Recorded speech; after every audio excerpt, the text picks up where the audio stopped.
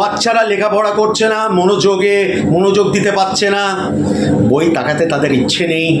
তাদের ঘরের মধ্যে, যে ঘরে ওরা শোয়ে বা বেশিরভাগ থাকে, সেই ঘরের উত্তর পূর্ব কোণে, উত্তর এবং পূর্ব কোণে অর্থাৎ ঈশান কোণে দুটো মাটির আপেল মেলায় পাওয়া যায়, বাজারে পাওয়া যায়, মাটির আপেল, কিন্তু সেটা আপনাকে উত্তর পূর্ব কোণে দুটো পিস জাস্ট একটু রেখে দিতে হবে।